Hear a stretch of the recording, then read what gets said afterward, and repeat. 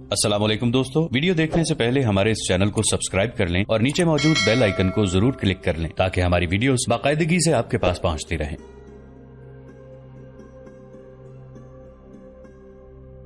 جنگ کو ٹالنے کی کوشش کرو۔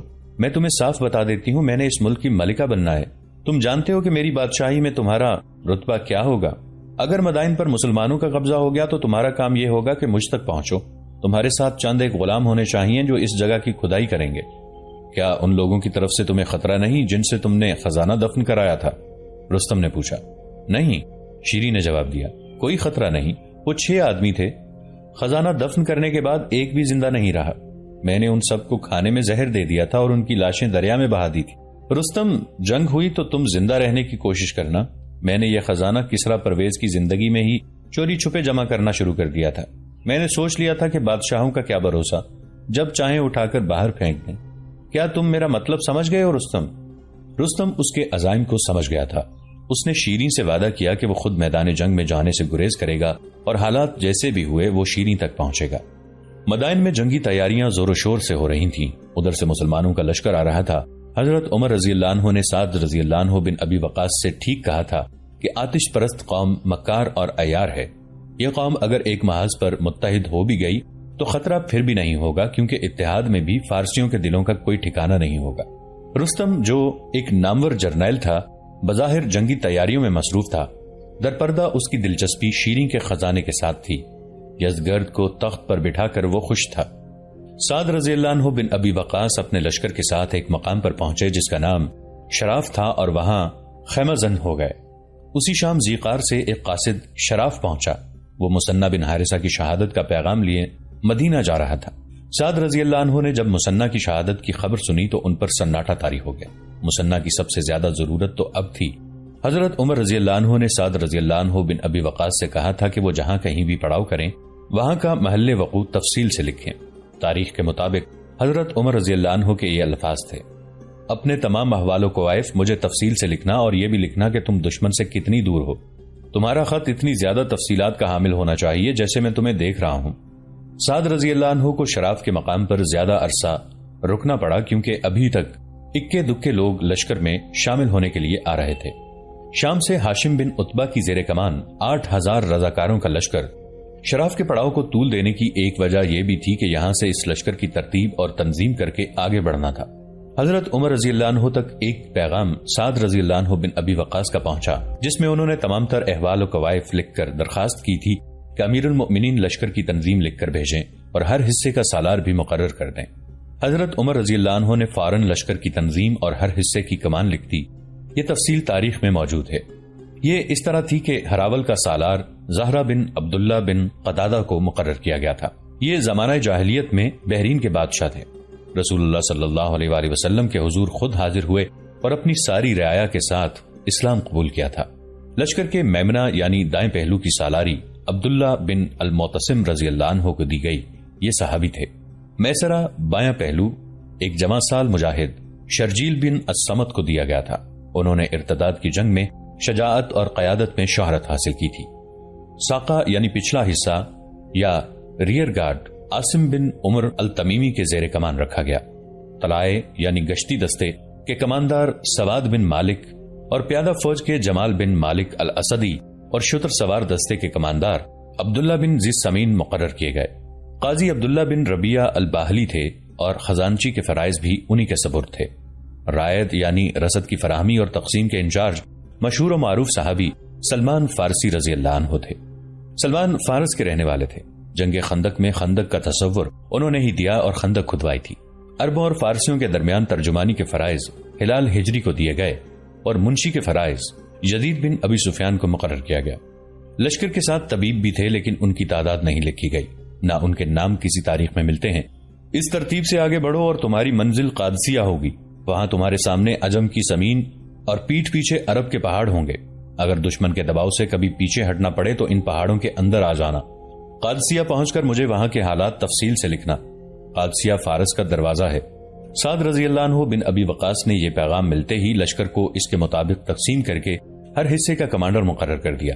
شراف سے آگے سعد رضی اللہ عنہ کو مکمل بلکہ ضرورت سے زیادہ احتیاط سے کوچ کرنا تھا۔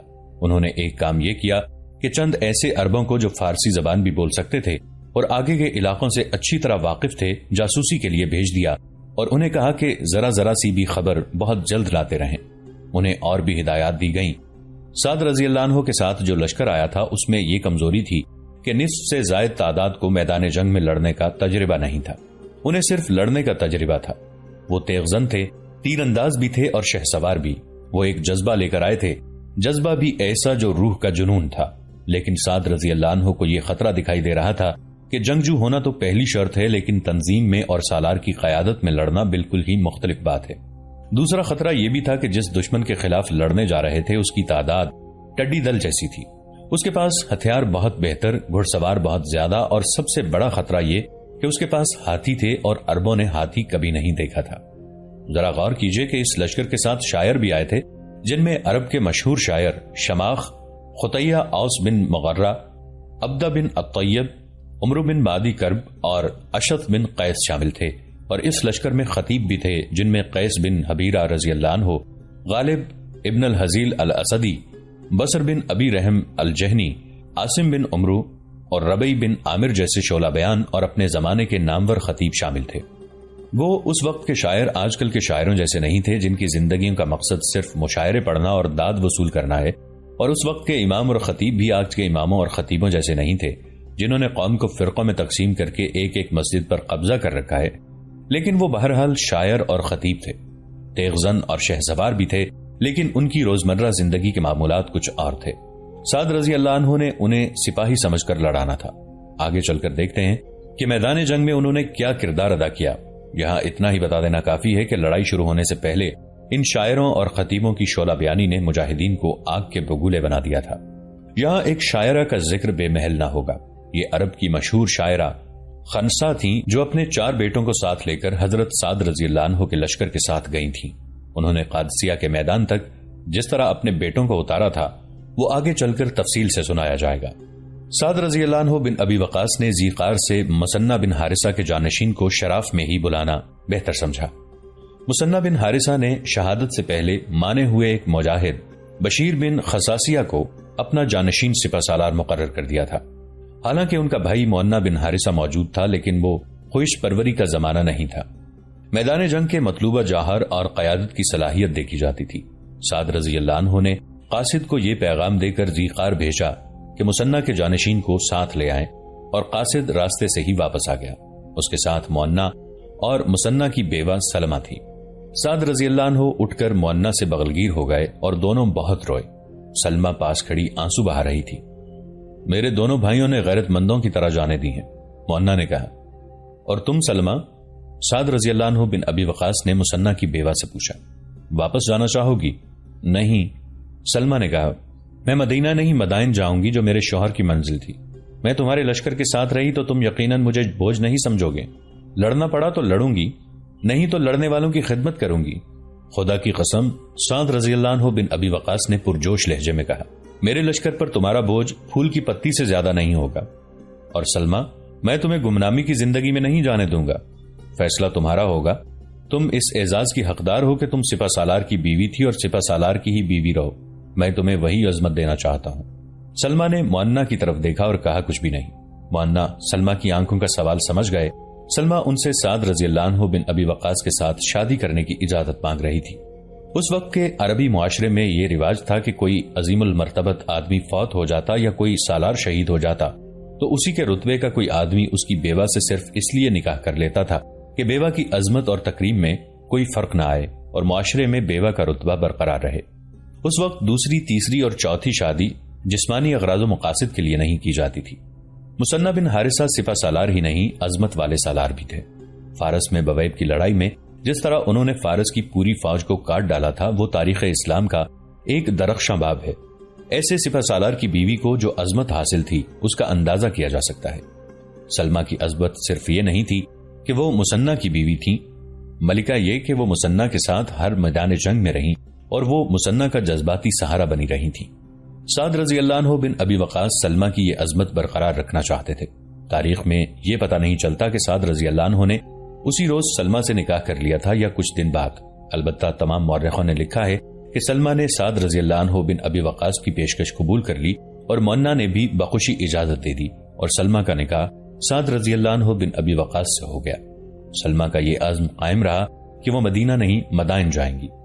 پہلی ملاقات میں سعد رضی اللہ عنہ نے مونا سے ان کے لشکر کی کیفیت پوچھی۔ مونا نے اپنے لشکر کی تعداد 4-5 ہزار بتائی۔ میں مسنہ کی ایک وصیت آپ تک پہنچانا چاہتا ہوں، مونا نے کہا۔ مسنہ نے دم آخری کہا تھا کہ میری جگہ جو سپہ سالار آئے اسے بتا دینا کہ فارسیوں سے اس وقت نہ لڑنا جب وہ یکجا ہو چکے ہوں۔ ان کے علاقوں کے اندر جا کر بھی ان سے لڑنا ٹھیک نہیں۔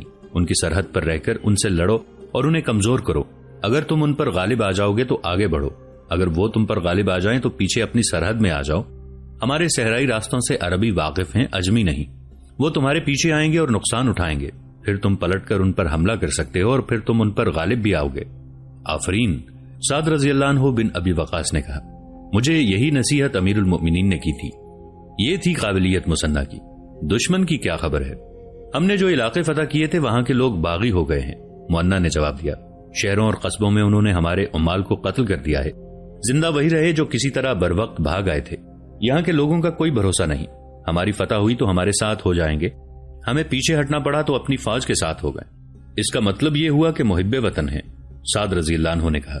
نہیں، مونا بولے، عیار اور فریبکار ہیں، ضرورت پڑتی ہے تو اپنی فوج کو بھی دھوکہ دے جاتے ہیں، اپنی فوج کو پسند نہیں کرتے۔ سلمہ نے کہا۔ ان کے فوجی کسی گاؤں میں چلے جائیں تو نوجوان لڑکیوں پر دست درازی کرتے ہیں، لوگوں کے گھروں میں گھس کر جو چیز اچھی لگتی ہے اٹھا لے جاتے ہیں۔ ان لوگوں پر اپنی دہشت تاری کرنے کی ضرورت ہے، مونا نے کہا، ورنہ یہ قابو میں نہیں رہیں گے۔ اگر آپ ان سے توجہ ہٹا کر آگے بڑھتے جائیں گے تو یہ پیٹھ پر وار کریں گے۔ مدائن سے جو خبریں آ رہی ہیں وہ کچھ اس طرح ہیں کہ وہاں بڑی خوفناک جنگی تیاریاں ہو رہی ہیں۔ مونا نے جنگی تیاریوں کی تفصیل بتائی۔ اس لشکر میں شام سے آئے ہوئے 8,000 مجاہدین بھی تھے جن کے سالار ہاشم تھے۔ یہ 8,000 مجاہدین تربیت یافتہ ہی نہیں، تجربہ کار بھی تھے۔ وہ شام میں کئی لڑائیاں پہلے خالد رضی اللہ عنہ بن ولید اور ابو عبیدہ رضی اللہ عنہ کی قیادت میں لڑ کر آئے تھے۔ سعد رضی اللہ عنہ بن ابی وقاص نے ان 8,000 مجاہدین کو الگ تھلگ رکھا کہ انہیں انتہائی مخدوش اور ہنگامی صورتحال میں استعمال کیا جائے۔ باقی لشکر کو سعد رضی اللہ عنہ نے جنگی مشقیں کرانی شروع کر دیں۔ انہوں نے سالاروں سے کہا کہ انہیں منظم طریقے سے ایک جماعت کی صورت میں لڑنے کی مشق کرائیں۔ سعد رضی اللہ عنہ بن ابی وقاص کے اس لشکر میں شامل ہونے والے بیشتر افراد اپنی بیویوں اور بچوں کو بھی ساتھ لائے تھے۔ سلمہ آئیں تو عورتیں ہجوم کر کے آ گئیں۔ صحابہ کرام اور کئی اور مجاہدین کی بیویاں پہلے بھی محاذوں پر جا چکی تھیں۔ کئی ایک نوجوان لڑکیاں تھیں جو پہلی بار محاذ پر آئی تھیں، کچھ ان سے بڑی تھیں جنہیں جہاد پہ جانے کا پہلا موقع ملا تھا۔ تمام عورتیں سلمہ سے بیوگی کا اظہار افسوس کرنے لگیں۔ کون کہتا ہے مجھے مسنہ یاد نہیں آیا کرے گا؟ سلمہ نے سب سے کہا، خدا کی قسم تم میں سے کوئی بھی اپنے خامند کے بغیر خوش نہیں رہے گی، لیکن اسلام کی بیٹی کی متاع صرف خامند ہی نہیں، ہمیں اپنے خامندوں کے لیے نہیں اسلام کے لیے زندہ رہنا ہے۔ تم میں سے جو پہلی بار جہاد پہ آئی ہیں انہیں بتانا چاہتی ہوں کہ تم میں سے کئی ایک اپنے خامندوں کے خون میں نہائی ہوئی لاشیں دیکھیں گی، اپنے بچوں کے باپ کو خون میں تڑپتا دیکھیں گی۔ تم میں سے بعض جو اپنے بچوں کو ان کے باپ کے ساتھ لائی ہیں انہیں یتیم واپس لے جائیں گی۔ اگر تم ماتم کرنے بیٹھ گئیں تو اسلام کا بول بالا کرنے والا کوئی نہیں رہے گا۔ مسلمان عورت کی شادی ایک آدمی کے ساتھ نہیں اسلام کے ساتھ ہوتی ہے۔ ہمیں اپنے خامندوں کو نہیں اسلام کو زندہ رکھنا ہے۔ خامند اور بھی مل جاتے ہیں، اسلام جیسا سچا دین نہیں ملے گا۔ عورتیں خاموشی سے سنتی رہیں۔ میں تمہیں بتاتی رہوں گی کہ لڑائی شروع ہونے کے بعد تمہیں کیا کرنا ہے، سلمہ نے کہا، اور اس کے فوراً بعد قادسیہ کی طرف کوچ کا حکم مل گیا۔ لشکر جتنے دن اس مقام پر قیام پذیر رہا، سعد رضی اللہ عنہ حضرت عمر رضی اللہ عنہ کو پیغام بھیجتے رہے۔ ہر پیغام میں پوری رپورٹ ہوتی تھی۔ حضرت عمر رضی اللہ عنہ نے سعد رضی اللہ عنہ کو یہ کہا تھا کہ کوچ کا دن وہ خود مقرر کریں گے، جو انہوں نے کر دیا۔ مورخ لکھتے ہیں کہ حضرت عمر رضی اللہ عنہ اپنے احکام میں چھوٹی چھوٹی باتیں بھی لکھتے تھے۔ طبری نے لکھا ہے کہ امیر المؤمنین کے پیغامات سے سعد رضی اللہ عنہ یوں محسوس کرتے تھے جیسے حضرت عمر رضی اللہ عنہ ان کے ساتھ ہوں۔ حضرت عمر رضی اللہ عنہ اس تمام تر علاقے سے واقف تھے۔ جاہلیت کے زمانے میں وہ کئی بار ادھر سے گزرے تھے۔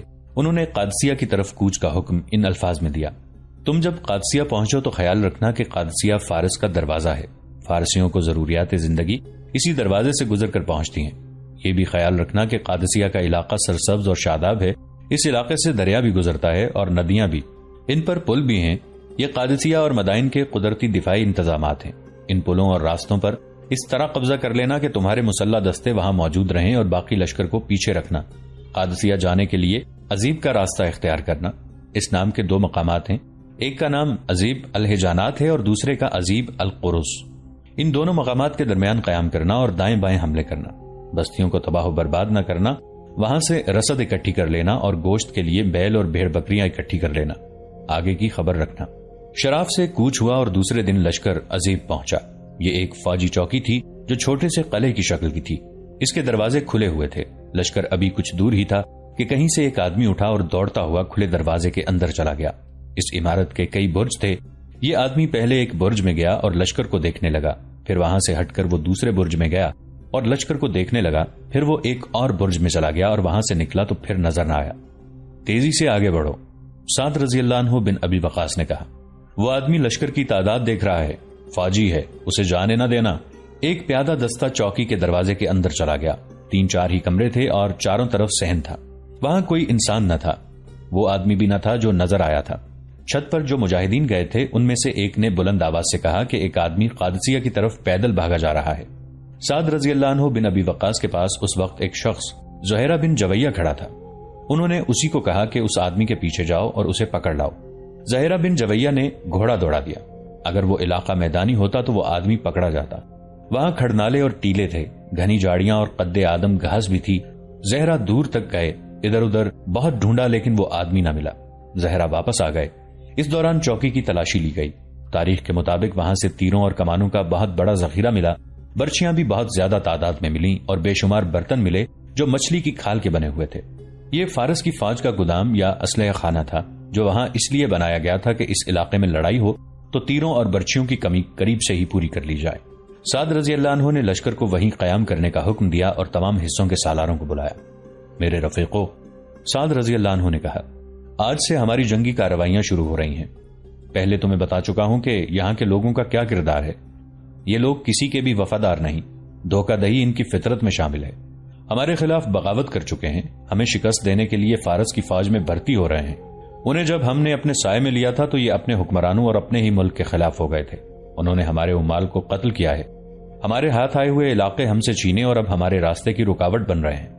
مثنہ بن حارثہ نے فارس کی جتنی فوج کاٹ کر گیدڑوں، بھیڑیوں اور کتوں کو کھلا دی تھی، اس سے دگنی فوج تیار کرنے کے لیے ان لوگوں نے اپنے بیٹوں کو مدائن بھیج دیا ہے۔ ان لوگوں کے دماغ درست کرنے ہیں۔ امیر المؤمنین نے بھی حکم بھیجا ہے کہ دائیں بائیں حملے شروع کر دو تاکہ لوگوں پر ہمارا خوف بیٹھ جائے، پھر وہ غداری اور دھوکہ دہی کی جرت نہ کریں۔ میرے رفیقو، ان لوگوں پر خوف اور اپنی دھاک بٹھانے کا یہ مطلب نہیں کہ ان پر ظلم و تشدد کیا جائے اور ان کی جوان عورتوں کو اٹھا لیا جائے۔ ہمارا دین اس کی اجازت نہیں دیتا۔ کسی بوڑھے، بچے، عورت، معذور اور مریض پر ہاتھ نہیں اٹھانا۔ اگر کوئی مقابلہ کرتا ہے تو اسے قتل کر دو۔ ان کے گھروں سے کام کی اور قیمتی چیزیں اٹھانی ہیں، اندھا دھند لوٹ مار نہیں کرنی، سونا چاندی اٹھا لانا ہے۔ ہم یہاں واز کرنے نہیں آئے، نہ یہ لوگ تبلیغ کو قبول کریں گے، یہ بعد کی باتیں ہیں۔ ابھی ہمارے پاس وقت نہیں۔ بستیوں پر حملے کا دوسرا مقصد یہ ہے کہ ہمیں رسد کی ضرورت ہے، بیل اور بھیڑ بکریاں وغیرہ اور اناج اکٹھا کر لینا، پھر ہر بستی کے ارد گرد 3-3 4-4 آدمی چھوڑ دینا جو کسی کو بستی سے نہ نکلنے دیں۔ اب اس کارروائی کے لیے ٹولیاں بنا لو اور آج رات سے ہی یہ کارروائی شروع کر دو۔ وہاں ارد گرد جو بستیاں تھیں ان پر حملے شروع ہو گئے۔ ان حملوں کا انداز چھاپوں جیسا تھا۔ مجاہدین کی ایک جماعت کسی بستی میں ایسے جوش و خروش سے جا دھمکتی جیسے بستی کے بچے کو قتل کر دیا جائے گا۔ تمام آبادی کو باہر اکٹھا کر کے کہا جاتا کہ اناج، اشیاء خوردنوش، سونا چاندی وغیرہ باہر لے آئیں۔ پھر انہیں کہا جاتا کہ بستی کا کوئی فرد بستی سے باہر قدم نہ رکھے، اگر کسی نے باہر نکلنے کی کوشش کی تو اسے قتل کر دیا جائے گا۔ لوگ اپنی نوجوان لڑکیوں کو چھپاتے پھرتے تھے لیکن مجاہدین نے کسی لڑکی کی طرف دیکھا تک نہیں۔ ہر بستی پر چھاپے کا تفصیلی ذکر ممکن نہیں۔ یورپ کے متعصب تاریخ دانوں نے مجاہدین کو دہشت گرد لکھا ہے اور ان الفاظ میں بیان کیا ہے کہ مسلمان دہشت گرد بستیوں پر حملے کر کے لوٹ مار کرتے رہے اور وہ جوان عورتوں کو اپنے کیمپ میں لے جاتے تھے، لیکن وہ مورخ بھی یورپی ہی تھے جنہوں نے بستیوں پر حملہ کرنے والے مسلمانوں کو دہشت گرد ہی لکھا ہے، لیکن ایسا کوئی اشارہ بھی نہیں دیا کہ مسلمانوں نے لوٹ مار کی اور انہوں نے عورتوں کو اغوا کیا۔ انہوں نے اتنا ہی لکھا ہے کہ فارس کے لوگوں پر دہشت طاری کرنے کے لیے اور رسد کی ضروریات پوری کرنے کے لیے مسلمانوں کی دہشت گرد جماعتوں نے بستیوں پر شبخون مارے اور رسد کے علاوہ مال غنیمت بھی اکٹھا کیا۔ بستیوں پر حملوں کے سلسلے میں 2 واقعات خاص دلچسپ ہیں۔ ہیرا اس زمانے میں سلطنت فارس کا ایک اہم شہر تھا، اس پر مسلمانوں کا قبضہ ہو گیا تھا۔ دوستو، آج کے لیے اتنا ہی۔ اسی کہانی کی اگلی قسط کے ساتھ بہت جلد حاضر ہوں گے۔ نیچے کامنٹ سیکشن میں اپنی رائے کا اظہار ضرور کیجیے گا۔ ہمارے اس چینل کو سبسکرائب کر کے نیچے موجود بیل آئیکن کو بھی ضرور کلک کیجیے گا اگلی ملاقات تک کے لیے ہمارا اور آپ کا اللہ نگہبان۔